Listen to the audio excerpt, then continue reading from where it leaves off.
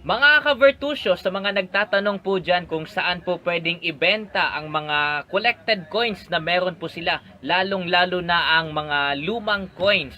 Bukod sa aming mga numista at mga kolektor, may online platform din po na pwede po ninyong doon ibenta, i-post at ibenta ang mga coins na collected po ninyo. I would like to recommend Carousel PH.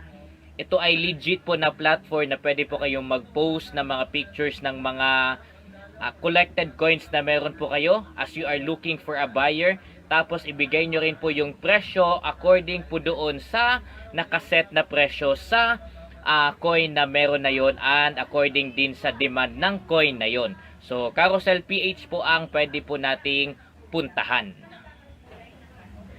And again mga ka-Vertusio, sa mga gusto pong magbenta ng coins po sa amin, makipag-negotiate, i-reach nyo po kami sa FB page ko po, Vertusio Coin Reviews. Doon nyo po ako i-message para makita ko po ang inyong mga message at makapag-negotiate po tayo. Sa mga comment ninyo sa YouTube, hindi po ako masyadong sumasagot. Bali na lang kung merong mga bad mouthing, sumasagot po ako doon. Pero doon sa FB page ko sa FB, syempre, sumasagot po ako doon at pinapasa ko po ito sa kagrupo ko at nagkaroon ng negotiation and eventually nabibili po yung coin na ino-offer.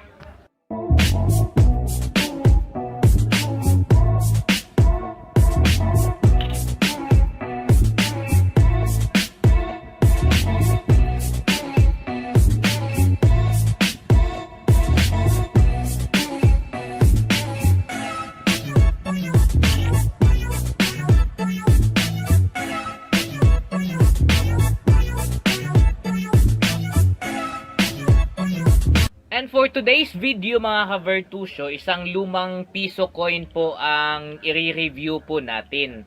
At syempre, ang source ng presyo ng bentahan po nito ay kukunin po natin sa Carousel PH. Ito po ay piso, Jose Rizal po ito.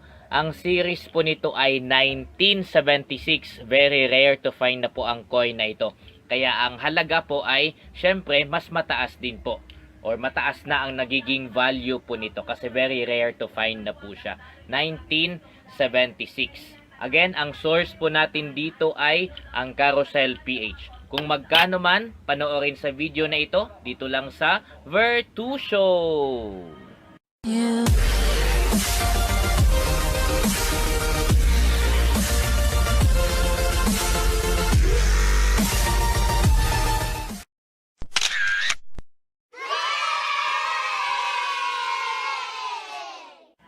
Nung dumating po sa akin ang coin na ito mga ka-Vertusio, ito pong piso na 1976, punong-puno po siya ng dumi. Akala ko nga ay nagkaroon na siya ng kalawang kasi hindi na po talaga siya kita. Sobrang malabo na. So akala ko wala nang pag-asa po itong magkaroon ng mataas na value. Pero sinubukan ko po siya mga ka-Vertusio na linisin, ni-restore ko po siya. Ang ginamit ko pong panglinis dito ay metal polish. Tapos nung nilinis ko po siya, to my surprise, ganito na po siya. Malinis na, nagiging klaro na ulit yung mga feature ng coin na po na ito. Tingnan po natin closely ang feature ng coin na ito. Okay po? At makita po ninyo na malinis na po siya. After using a metal polish, pwede pong gamitin yon. Wag po kayong mag-alala. Ang tawag po doon ay restoration of coins. Gumamit po ako ng gloves mga ka-Vertusio in holding our coin kasi itong coin na meron po tayo dito ay sabi ko nga po sa inyo na-restore ko na po ito, nalinis na. Kaya ayoko po siyang magkaroon ng direct contact sa aking skin para hindi na rin siya magkaroon ng impurities. So tignan natin closely itong piso na pinag-uusapan po natin ngayon mga ka-Vertusio. Kung hindi po ako nagkakamali, ito yata ay second or third na 1 peso issued by the BSP po sa atin. At ang bida pa rin dito syempre ay si Dr. Jose Rizal. Ang design po nito ay bilog lang po siya. Tapos octagon, nasa loob po ng octagon ang ating bayani. Syempre may salita pa rin na Republika ng Pilipinas. Tapos bawat edge ng octagon ay may 3 dot po yan. Ngayon lang ako nakakita ng ganitong klase ng design. Pero bilog pa rin yan. Bilog, tapos sa loob ng bilog ay may design na octagon. Face value, 1 peso. Sa likod, tingnan po natin.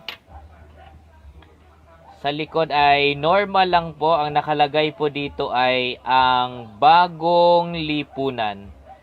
Tapos, syempre dito sa ibaba, ang may authority to issue coins or pera ng Pilipinas, ang Bangko Sentral ng Pilipinas. Tapos, ang logo na ito yata yung pinakalumang logo po natin ng Republika. Pinakalumang logo po natin dito sa Republika ng Pilipinas.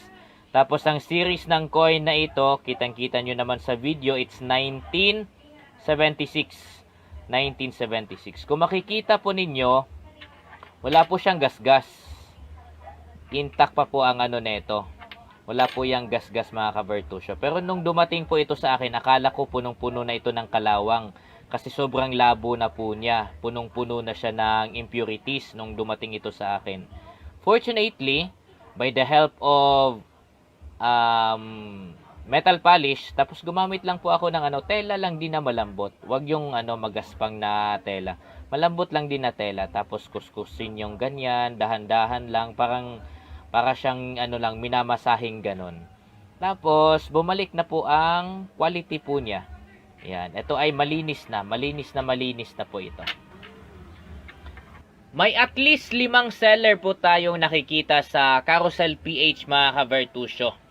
No wonder na konti lang po ang nagbebenta ng ganito kasi very rare to find na nga po ang coin na ito. At ang inyong lingkod ay isa lang po ang hawak po na ganito din. Ang presyo na nakikita po natin na binigay ng Carousel po ay naglalaro sa 1,500 hanggang 3,000. Again po, 1 peso po ito, series of 1976. Very rare to find coin, very old coin. Naglalaro po ang presyo nito sa 1,500 hanggang 3,000. Yun na po ang presyo or bentahan po ng coin na ito. Kung nakakapunta po kayo ng subastahan mga ka-Vertusio, mas magiging mataas actually ang presyo po nito. Kung sa online, yun nga po ang binigay ko na ratio po sa inyo ng price po niya, 1,500 to 3,000. Pero kung dadalhin po ang lumang coin na ito sa subastahan, mas magiging mataas po ang value po nito or presyo sa subastahan. Pero kung okay lang naman sa inyo yung presyo na yon, para hindi rin po siya mahirap kasi doon sa subastahan kasi ang tagal, buong gabi kayong maghihintay ng pagkasunod-sunod ng items na ipapakita. So kung easy transaction lang po ang gusto po ninyo, pwede po nating i-post ito sa Carousel PH. Pero kung gusto niyo pong mas mataas naman po ang makukuha po ninyong bentahan po nito or subastahan, pwede po nating dalhin sa mga subastahan po yan.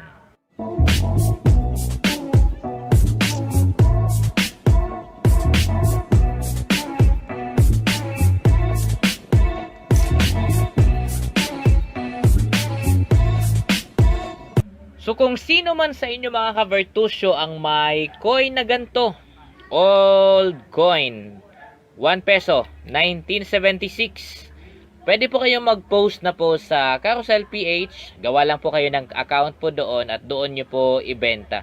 Sa grupo po namin, hindi po kami bibili muna ng mga gantong old na coin. Sapat na po sa amin na meron po kami ganito. Ako, personally, sapat na po sa akin na meron po akong ganito. Ibang coin po ang hinahanap ko kasi ngayon. Lalo na yung upper mint na NGC. Yun po ang hinahanap ng grupo namin ngayon. Mga gantong old na coin, hindi muna. Pero pwede po kaming sumama sa inyo or sumama kayo sa amin sa kabaligtaran sa mga subastahan na meron po tayo. Tapos kung gusto nyo po na easy lang ulit, pwede nyo pong i-post lang ito sa Carousel PH. At again, 1,500 to 3,000 ang bentahan po nito.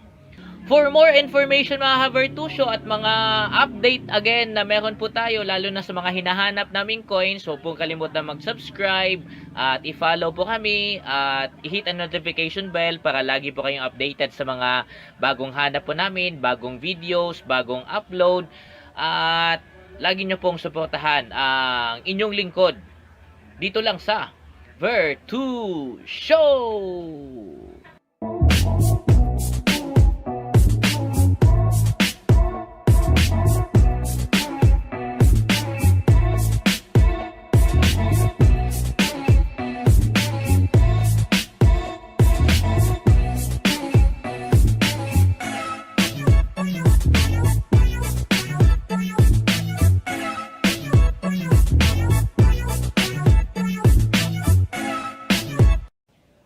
Alam nyo ba mga ka-Virtusyo na ang coin na ito na content po natin ngayong araw ay mahal na po ang presyo nito sa market. At kahit tignan nyo pa online kung magkano po ang presyo nito para sabihin po ninyong hindi ito scam, ito po ay legit. Kahit tignan nyo pa, mahal na po ang bentahan ng coin na ito. Kung ano po ang coin na ito, ito siya oh. Ito siya oh. Tignan po natin dito sa Virtusyo.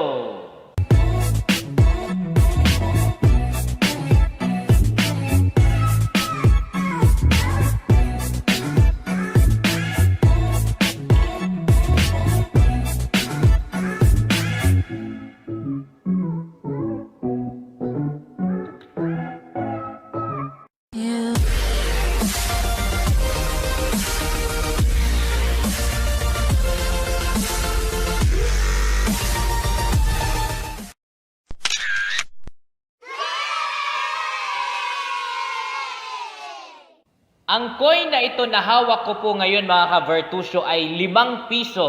Ito po ang pinakaunang coin na ginawa na 5 piso. After po ito doon sa 5 piso na papel. Kung naalala nyo pa yung color green na papel na pera po natin. Ito yung pinakaunang coin sa 5 piso na ginawa po. So ang meron po dito ay 1993. Kung naalala nyo po ito, mga batang 90s. Ito ay si Emilio Aguinaldo na naka-side view din po siya.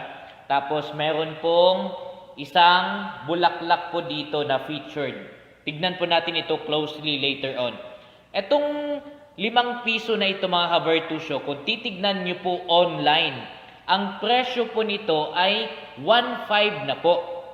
At hindi po tataas sa 5,000. So ang benta po nito or subastahan po ng coin na ito, legit po ito ha. Hindi po ito scam. Kahit tignan nyo pa online, kahit tignan nyo pa sa mga numista. Ang presyo po nito ay 1,500 up to 5,000. Yun na po ang bentahan or subastahan ng coin na ito. Hindi po ito scam. Again, 1,500 to 5,000 ang bentahan ng coin na ito. Ngayon, tignan natin closely ang quality ng coin na ito or yung feature na meron po ang coin na ito. Nung dumating po kasi ito sa akin, sobrang na po nito, puno ng impurities. Talagang pangit na siya tignan. At nilinis ko po siya. So tignan natin ngayon siya closely kasi mukha na po siyang bago ngayon. Na-restored na po natin siya. So, tignan natin closely ang coin na ito. 5 piso na lumang coin. So, tignan po natin closely ang feature po ng coin na ito na 5 piso. Sabi ko nga po sa inyo, na-restore ko na po ito. Ang ginamit ko pong panglinis po dito ay metal polish. Kasi nung dumating po ito sa akin, covered po ito ng impurities. Ngayon po, maganda na siya tignan. At wag lang po nating tanggalin na lang sa sealed kasi baka malagyan po ng panibagong impurities galing sa pawis or dumi na meron ang kamay ko. Kaya okay lang po yan na nakaganyan po siya. Okay po? So sa coin na ito, as you can see, back to normal po siya. Kumikinang na ulit. Kumikinang na po ulit ang coin nito. Para na siyang bago. Para siyang bagong release. Pero ang coin na ito, makaka-relate lang po nito ay mga batang 90s kasi ang tagal na po nito. At ang bungad po na makikita natin kaagad dito ay itong dahon. Ang scientific name ng dahon na ito na pinakita po dito sa coin ay Pterocarpus indicus. Or sa common word, ito ay Nara. Nara po itong ano na to. So may bulaklak at saka may dahon or sanga. So ito ay Nara. Ang Nara po ay tinaguriang pambansang kahoy ng Pilipinas. So Pterocarpus indicus, yan po yung featured na halaman po dito or tree. Tapos makikita po natin ang 5 piso. Yan. So ang face value ng coin na ito ay 5 pesos. Sabi ko nga po kanina, ito yung coin na pinakaunang ginawa, 5 peso coin, na pinakaunang ginawa kapalit doon sa 5 piso na papel. Kung natatandaan nyo pa yon mga batang 90s. Or sa mga bago pong makapanood nito, kung naalala nyo po yung mga pera na yon. Sa likod naman makikita po natin ang mga lagdang Republika ng Pilipinas. Republika ng Pilipinas. At ang bayani po na somehow bayani na rin, i-recognize na po natin siya as bayani kasi syempre siya ang pinakaunang presidente ng Pilipinas, si Emilio Aguinaldo. Tapos ang series ng coin na ito ay 1993. Yan. 1993, ilang taon ba ako neto? 2 years old. 2 years old po ako noong 1993. Tapos ngayon ay 2023 na. So alam nyo na, compute nyo na lang kung ilang taon na ako. Yan. So yun po ang feature sa coin na ito. Restored po ang coin na ito mga ka-Virtusio kasi nung dumating po ito sa akin, and shout out pala sa sponsor ng ating coin na ito, si Xavier po ulit. Yan, hindi po nagpabayad si Xavier sa coin na ito. Pero ang mahal na pala ng bentahan ng coins na ito. Nung dumating po ito sa akin, dahil nga ito ay naka-expose lang naman, ito ay sobrang puno ng ng impurities. Kaya akala ko hindi ko na siya ma-restore. Pero nung ginamitan ko po siya ng metal polish, which is pwede naman po yun, at wala namang masisira sa quality ng coin, kasi may mga nagtatanong din sa akin na, di ba po, bawal naman pong linisin ang coin. Actually, pwede. Ang tawag po doon ay restoration. Nire-restore po natin ang itsura ng coin. Ayan. So, makinang na po siya ulit. Nawala na po yung mga sign of impurities po niya. At sabi ko nga po sa inyo, ang bentahan po nito online, legit na legit po. Hindi po scam. Kahit tignan nyo pa, kahit i-search nyo pa online, at kahit sa subastahan po, ito ay hindi bababa sa 1,500 pesos at hindi naman tataas pa sa 5,000. 1,500 to 5,000 ang bentahan or subastahan ng coin na ito. Ayan. Ito ay hindi ko po ipagbibili or ipinagbibili kasi wala pa po ako ng coin na ito. May sentimental value po sa akin ang coin na ito. Kaya di bali na hindi ako kikita. Total, ito naman ay bigay lang din sa akin. Kaya very much thankful po ako sa sponsor ng coin na ito. Si Xavier, estudyante ko po. Yan, siya po ang nagbigay ng coin na ito. And I will forever cherish this coin kasi wala pa po ako nito.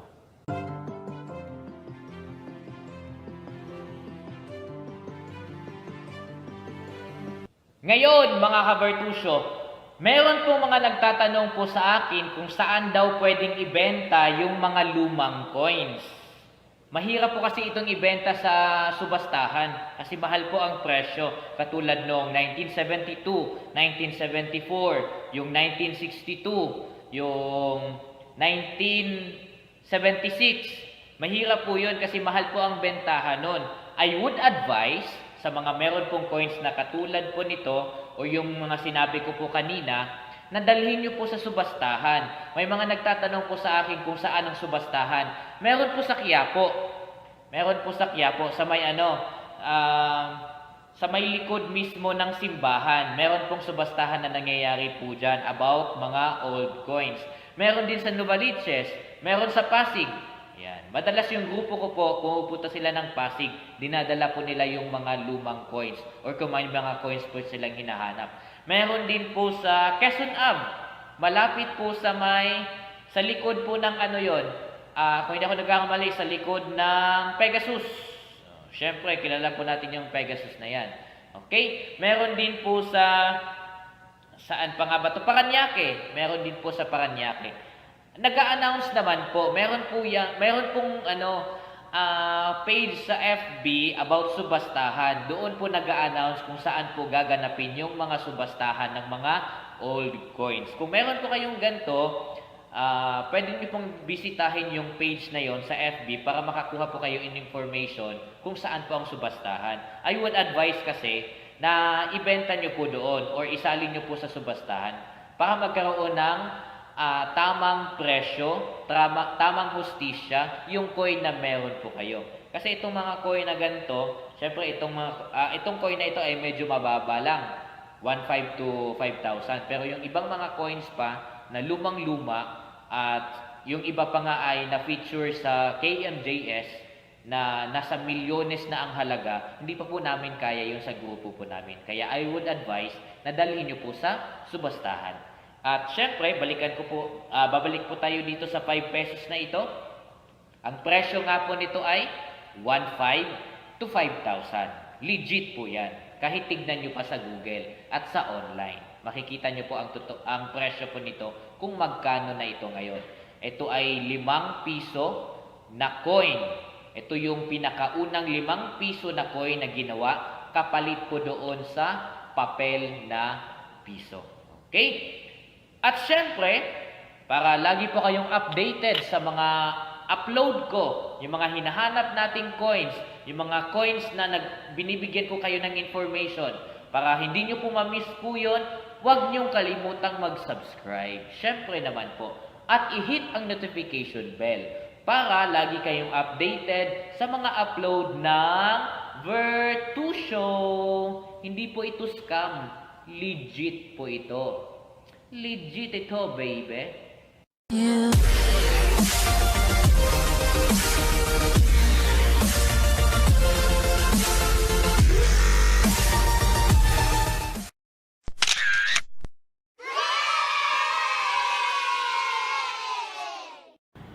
Mga ka-Vertusio, panibagong content po tayo ngayon at ngayong araw napilitan po akong gumawa ng content sa coin na ito dahil po may nakita po akong kaibigan po natin sa FB na nag-o-offer po na willing niya pong bilhin ang coin na ito ng 100,000 at baka kasi meron po kayo kaya at the same time giving information na rin ito sa inyo. Ang coin po na pinag-uusapan po natin dito ay itong 25 centavo na year 1962. Baka kasi meron po kayo nito. Yung mga tito po natin dyan na makapanood po sa video na ito. Baka may naitabi po kayong coin na ganto at nalinis nyo po. At kasing kinang katulad po nitong hawak ko po ngayon. 25 centavos po ito. Lumang coin na po ito. 1962. Meron po tayong isang kaibigan na nagngangalang Tukmol TV.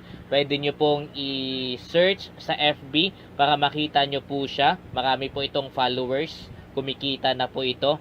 At sabi nga niya, he is willing to offer a negotiation for 100,000 sa coin na ito. Kaya kung meron man kayo, sabay-sabay natin siyang i-message. Pero panoorin nyo muna itong video na ito dito sa Vertusio. Yeah.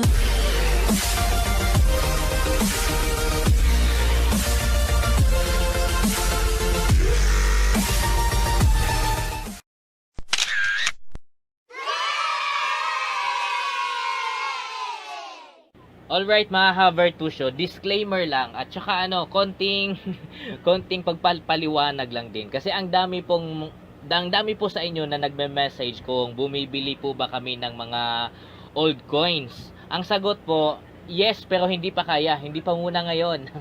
Hindi muna makakabili sa mga old coins na ito. Kasi nga, itong mga old coins na ito ay may malaking value nga po. Katulad nga ng sinabi ko sa inyo kanina na may naghahanap ng 100,000 po ang halaga po bawat isa ng ganito. Kaya nga ang lagi ko pong advice sa mga nag-o-offer ng ganto, dalhin po sa subastahan. At bago po natin syempre yon dalhin sa subastahan, mas mainam po na malinis po yung coin po natin. Mas makinang, mas malinis, mas malaki ang value. Mas mataas ang pwede pong presyo na ilagay po ninyo kapag ka ibebenta nyo na po. But now, hindi nyo po kailangan pumunta ng subastahan. Hindi na. Hindi na dahil sa information na ito sa video ko na ibibigay sa inyo. Kasi nga si Tokmol TV ay willing pong bumili nga po nito. Willing pong bumili po nito. So tingnan natin closely po ang coin na ito na sinasabi ko po sa inyo ngayon at willing na bilhin ni Tokmol TV for 100,000. At kung tignan po natin kung same po ba ang features na meron kayo para po yung halaga na gusto po niyang i-offer sa inyo ay ma-meet naman ng coin na meron kayo. Okay? So tignan natin ito closely. So unahin natin pagtingin closely ang harap na bahagi po ng coin na ito. Kung hindi po ako nagkakamali, ito po yung pinakaunang logo na meron po ang BSP, which is connected pa tayo yata sa noon during that time. Yung administration na meron tayo ay connected pa tayo sa Amerika. Kaya kung mapapansin po ninyo itong logo na ito pa yung combination ng Amerika at Pilipinas. Ito pa yung logo na ito. At makikita nyo naman ang influence ng Amerika sa description na yan. Ang nakalagay po ay Central Bank of the Philippines. So very pa siya, English pa siya, very American pa siya, which is pinalitan na po ngayon ng Bangko Sentral ng Pilipinas. Ginawang Tagalog na Tagalog or Filipino na Filipino.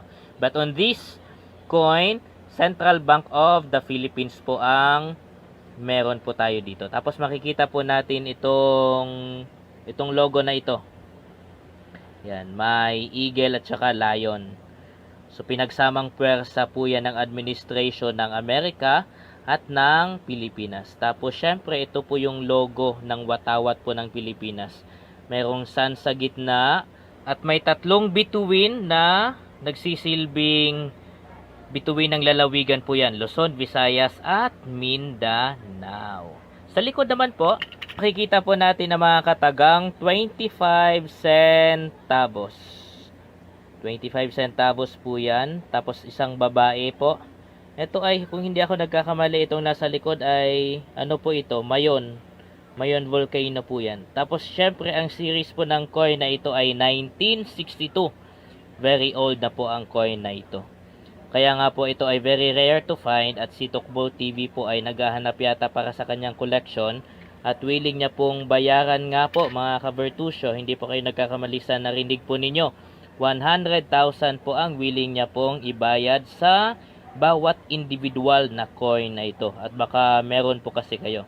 Itong hawak ko po dito ay ito lang din ang meron talaga ako. Kaya parang ang hirap pakawalan. May sentimental value. Lalo na at sponsored po itong coin na ito sa isang estudyante ko. Pero parang nakapag-isip-isip din ako. 100,000 po ang kapalit na ito. Sentimental value versus 100,000. Sino ang pipiliin ko? Yan. So ito po yung mga old coin na meron ako mga ka-Vertusio. Meron ako 1974, meron ako 1972. Tapos 1 peso po ito na 1976 po yan. 1976. Tapos ito nga 25 centavos na 1962. Tapos meron din akong 5 pesos na 1993 naman po yan. So ito yung mga coin na very rare to find na. Old na po ito. At the same time, hinahanap ni Tokmol TV at nag-o-offer po siya ng malalaking halaga po talaga sa mga coins na ito. Kaya, kalaban ko po ngayon yung mga sentimental value na meron po ako sa mga coins na ito. Kasi wala na akong iba. Mag-isa lang talaga ito. So, alin po ba dito? So, makipag-negotiate po ako sa kanya. At baka meron po kayo, baka gusto nyo pong i-negotiate din si Tokmol TV sa mga coins na yan kung meron po kayo. So yun nga mga coin holders, mga old coin holders, kung meron po kayo, i-message na po natin, makipag-transaction po tayo kay Tokmol TV. Ako din, willing na willing po ako makipag-transaction talaga sa kanya. Dahil hindi po biro yung ino-offer niya na na halaga syempre. And he is willing to buy. He is willing to buy. Kaya kung meron man kayo, sa mga nagtatanong po diyan, ito na po ang sagot sa mga tanong po ninyo. At huwag niyo pong kalimutan ha, follow niyo rin po ako syempre bago niyo po puntahan si Kolokoy, si si Tokmol TV. Mag-subscribe po kayo dito lang sa Virtu Show.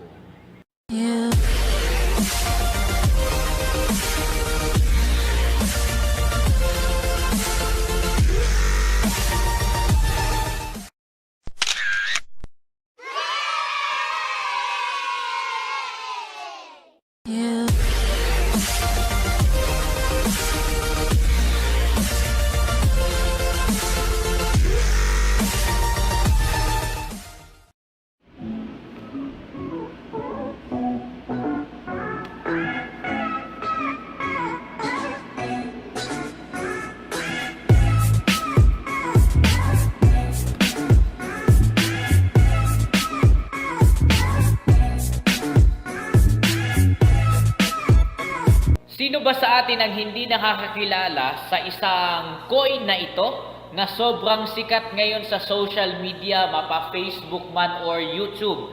Dahil ito ay naging naging isa sa mga content ni Jessica Soho sa kanyang segment sa GMA na ito daw ay milyones na ang halaga po ngayon. Itong piso na 1972. Piso na 1972. Lumang piso po ito at sobrang mahal na daw ang presyo at sinasabi nga nila milyones na ang presyo ngayon sa market.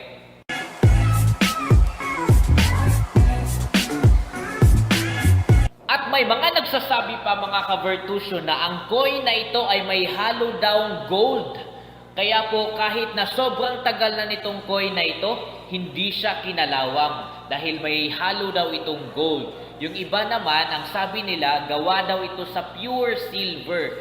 Kaya kahit gasgasan mo siya ng konti, hindi po pwedeng magkaroon ng gasgas yun dahil gawa daw ito sa pure silver. So alin ba doon ang totoo? Ito ba ay gawa sa totoong silver or may halong gold po ito? Regardless, ang coin na ito ay sobrang luma na. Isa po ito sa mga nangungunang coin na release po sa atin ng Bangko Sentral ng Pilipinas.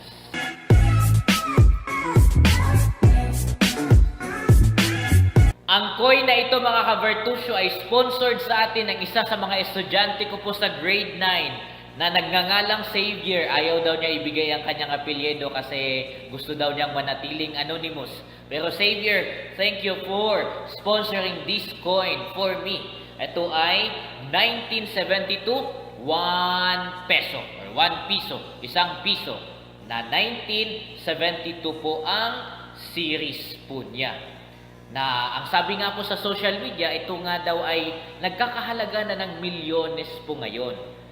Yan.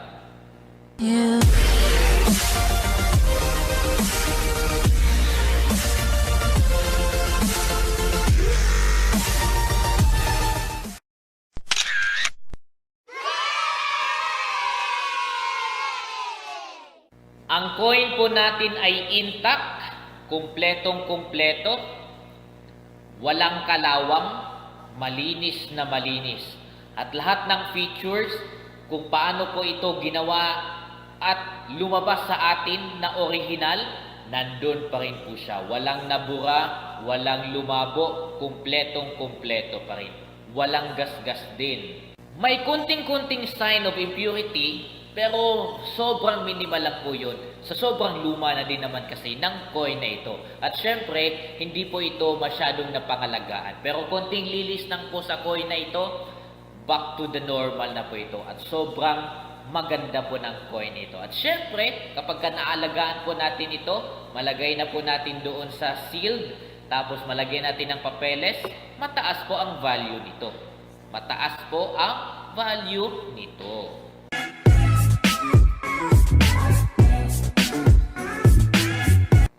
Tignan natin closely ang coin na ito na meron po tayo ngayong araw. Makikita po natin, bilog na bilog po yan. May konting UP lang po doon pero human error lang po yan. Pero the rest ay okay po siya. Tapos makikita po natin sa itaas ang mga katagang Republika ng Pilipinas. Tapos itong nasa gitna, Ito po ang pinakaunang logo na meron po ang Bangko Sentral ng Pilipinas.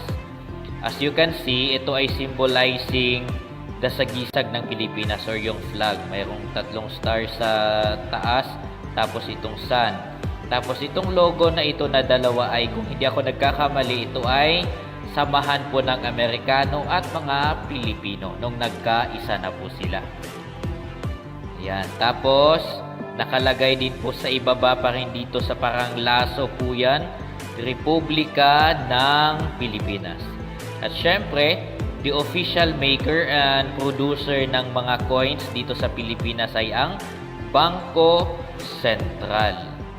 Yan. Tapos, kung nakikita nyo po dito, nandito po sa pinakaibaba, ang proof na ang coin na ito ay gawa po or issued po last 1972. Hindi pa ako pinanganak. Coin na po ito. Yan. So, intact na intact pa po siya.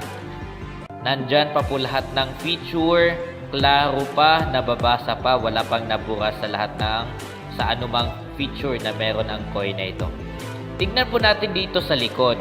Kapag ka-flip po natin ito, imbis na nakatayo yung ulo ni Jose Rizal, nakatiwarik po siya. At isa po dyan sa feature na meron po ang 1972. Yung baligtad po ang ulo ni Jose Rizal. Yan. So, ikutin lang po natin yan. Nakalagay syempre dito ang ulo na nakatagilid kay Dr. Jose Rizal. Tapos nakalagay po sa itaas ang salitang piso. Tapos sa likod po ng ulo ni Jose Rizal ay ang number, piso. Yan. So may konti lang po siyang mga gasgas sa panahon, pero hindi po yan hindi, very minimal lang po yan. Sobrang lang yan sa coin. Hindi po yan nagkakaroon ng degrade sa value. Kasi understandable po yan na sa sobrang luma na ng coin, nagkakaroon na po ng mga ganyang gasgas, lalo na kung nahalo po siya sa ibang coin. The rest ng quality po niya, so good, so good. Ngayon naman mga ka-Virtusyo, pagdating naman sa presyo, ito ang kalimitang mga tanong ng tao. Magkano po ba ang bentahan? Kung napanood nyo po ang isa sa mga episode ng Barya doon sa KMJS, ang barya po na pinag-uusapan doon ay yung 1971. Ito ay 1972. Kung hindi po ako nagkakamali, yung 1971 na yon ay nabenta po siya ng 5 million sa subastahan. Ganun kalaki ang naging presyohan or bentahan po sa coin na yon, which is 1971 po yon. Halos same lang din ng nito. Same lang din ang ganun kalaki ang naging presyohan or bentahan po sa coin na yon, which is 1971 po yon. Halos same lang din ng nito. Ang design po nito, ito ay 1972. Panoorin niyo po ulit sa KMJS. Umabot ng 5 million po ang subastahan po ng coin na yon. Dahil sa sobrang luma na po niya at nagiging in demand yung 1971. Kaya kung meron po kayong 1971 po dyan, KMJS na po yan galing, umabot po yun ng 5 million. Sa subastahan po hindi lang kung kaninong numista. Sa subastahan. Siyempre sa subastahan, nagsasama-sama yung mga karamihan sa mga numista. Ayan. So, ito ay milyones din. Sabi nila ang presyo nga nito, itong 1972. Milyones din dahil ito ay very rare to find. Although, sobrang dami po nito nung ginawa po ito. Pero, dahil nga nawala na ito ng value sa Bangko Sentral ng Pilipinas, karamihan sa mga may hawak po nito yung mga lolo at lola po ninyo or natin.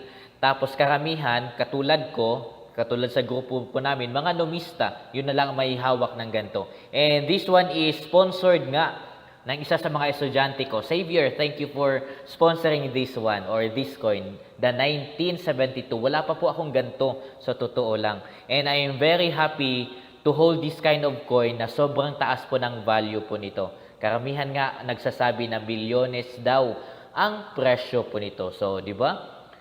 Isang piso lang po ito, isang coin lang po ito, tapos milyones na. So, isa akong milyonaryo, hindi pa lang ganap. Hindi pa lang ganap, pero milyonaryo na ako dahil sa coin na ito na hawak.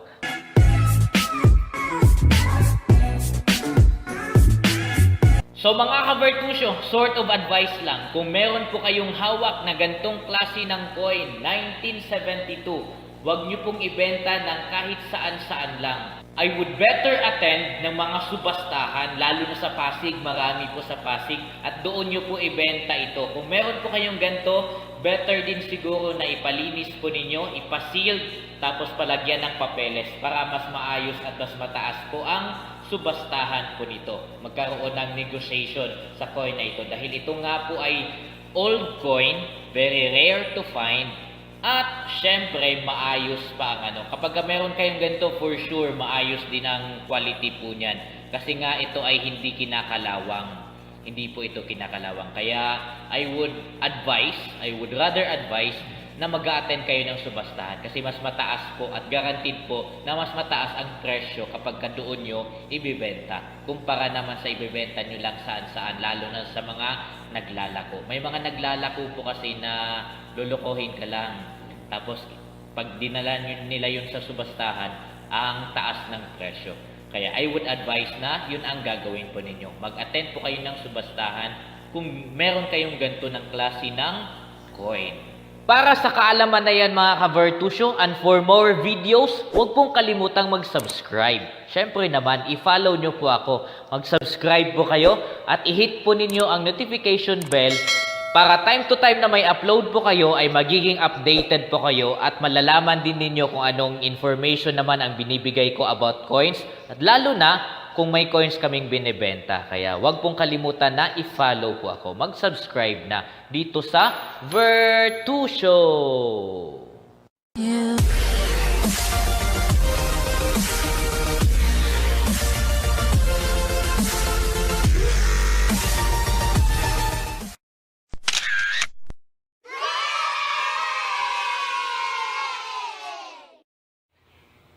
Piso na 1974. Piso na 1974. At akala ko mga ka-Vertusyo ay hindi ko na po ma-retrieve ang coin na ito kasi nung binigay po ito ng bata po sa akin, shout out again sa iyo, Xavier, sobrang dami po ng impurities po nito. Akala ko po hindi siya malilinis talaga. Talagang hindi ko na siya makikita. Yung mga details po niya talagang covered na siya. Pero buti na lang dito sa bahay, may metal polish po tayo. So, ang ginawa ko, nilagyan ko siya ng metal polish. Tapos, ini-scrub ko lang siya gamit po yung tela na malambot para hindi po siya madagdagan ang scratch. Tapos, ito na siya ngayon. Ayan na siya. Ayan. Nung dumating po yan sa akin ay sobrang puno po siya ng impurity. Dilaw lang po ang kulay niya. Tapos, ngayon, nakikita na po ang detalye na meron siya. Yan, ito ay piso na 1974. Hindi po ito medyo. Sobrang luma na po talaga ng coins na ito. At for sure, iniisip ko na kung saan man ito galing, kung saan man ito kinip ng bata ay hindi talaga siya naalagaan. Ngayon lang siya nalinis. Ngayon lang siya naalagaan ulit itong coin na ito. Ayan, kaya kahit na nalinis ko na siya, at least na-retrieve po natin. Pero somehow, hindi na masyadong maganda talaga ang klase. Pero, ang napaka-importante po dito ay malinis na po siya. Malinis na. Ayan. Malinis na ang piso na ito. At, alam nyo po ba mga ka-Vertusyo na ang mga coin na ito, kailan nga ba yon? Nagkaroon ng subastahan po kasi sa Quiapo last National Heroes Day. At ang highlight po nila doon ay mga luma na coin. At kasama po itong 1972 na meron ako na in-upload ko din sa inyo last time. At ngayon itong 1974. Alam nyo po ba mga ka-Vertusyo na ang mga coin na ito na naging highlight sa subastahan po noon, kailan nga ba yon? Nung Lunes, that was August 28. August 28 sa Quiapo po ito nangyari mga ka-Vertusyo, yung subastahan. Alam nyo po ba na ang mga coin na ito ay milyones na po ngayon? Milyones na ang halaga sa subastahan or ang value nito sa market. May mga nagsasabi po na mura lang daw or mababa lang daw ang bentahan po nito. Huwag po kayong maniniwala doon kasi ang mga coin na ito ay very rare to find na. Ibig sabihin, sobrang mahal na po nito ngayon. Itong 1974, tapos itong in-upload ko nga po last time, ito naman ay 1972. Mas nalinis ko pa itong 1972. Nung ginawan ko po kasi ito ng content, ay hindi ko pa nalinis yan. Ngayon nalinis ko na ito ng metal polish. Kaya maayos na po sila tignan.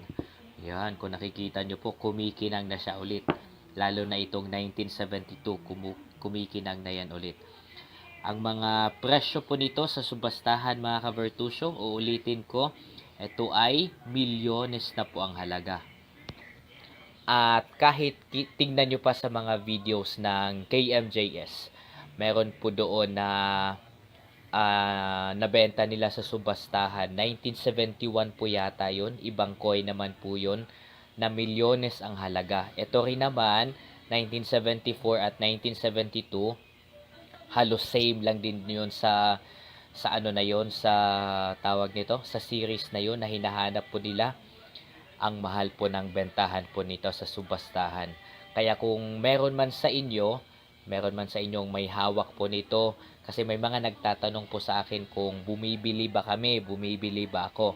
Ang sagot ko po doon, hindi pa po namin kaya. Kasi ayaw ko po na bibilhin po siya ng sobrang baba lang po sa inyo na ang yung totoong presyo po nito ay mataas po sa subastahan. Kaya ayaw ko po na bilhin ko po siya ng na para ko kayong niloloko. Kaya ang sagot ko po doon, kung meron man kayo mga coins na ganito, ang sagot ko po ay hindi pa po namin kaya sa grupo. Wala pa po kaming milyones. Wala pa kaming milyones at hindi pa po namin kayang bumili ng isang coin na ganito, na milyones ang halaga. Hindi pa po kaya. Kaya ang best po na gagawin po kung meron man kayong ganito, tulad sa binigay ni Xavier po sa akin, ang una po ninyong gawin ay linisin nyo muna katulad ng ginawa ko. Kasi kapag marami po siyang impurities, nagdilaw po siya at maraming mga gasgas, even kalawang, bababa po ang presyo po niya. Kaya kailangang linisin talaga katulad ng ginagawa ko. And I wore gloves po para hindi na siya madagdagan pa ng ibang impurities. Yan, so kung meron po kayong ganto, again, kung meron po kayong ganyan na mga coins, mga gantong coins po mga ka-Vertusyo, ang advice ko po sa inyo, ang advice po ng grupo po namin ay dalhin nyo po sa subastahan. Marami pong subastahan, meron po sa Quiapo, meron sa Pasig, meron sa Novaliches, even Quezon City, sa Quezon Ave, meron po mga subastahan dyan. Ina-announce po yan sa mga FB, kaya pwede po kayong tumingin po doon. I would suggest talaga na ang mga coin na ganito ay sa subastahan nyo po dalhin, kasi ang totoong hustisya sa totoong presyo po nito ay doon lang din po makukuha. Yun nga, katulad ko po, sinabi ko po sa inyo na hindi pa namin kayang bumili ng ganito kasi ang taas nga talaga ng bentahan. Kaya nagbigay po ako ng info sa inyo kung sino man sa inyo ang meron po mga gantong klase ng coin, best po na dalhin nyo po sa subastahan para mabigyan naman ng hustisya at tamang presyo yung coin na meron po kayo. Ito kasi ay sobrang luma na talaga. Lumang-luma na. Tingnan nyo naman ang series, 1974. Tapos yung isa ay 1972. Yan, doon pa lang po malalaman nyo na talagang ang tagal na talaga nila. Ang tagal na talaga ng mga coins na ito. Kaya best kung benta niyo ng maayos yan. Ayaw ko pong maging opportunista. Kaya sinasabi ko po ngayon na mismo na hindi pa po namin kaya bumili ng gantong klaseng coin sa grupo po namin. Hindi pa namin kaya. At ayaw ko po kayong pasahin, no? And ito nga po ay very fortunate na nagkaroon ako ng gantong coin. Ito po ay bigay ng isang estudyante ko na gustong manatiling anonymous, si Xavier. Yan. At hindi ko po ito ibebenta kasi wala pa po akong ganito. Yan. Sponsored po itong mga coin na ito. Ginawan ko po ng content at i-shoutout ko lang daw yung may-ari. Hindi ko po ito ibebenta kasi may sentimental value ito. At syempre, wala pa po kaming ganito sa grupo. Kaya I would better keep these coins. Oh. Wala pa akong pera, pero may hawak na akong milyones. May hawak akong milyones sa mga pera na ito.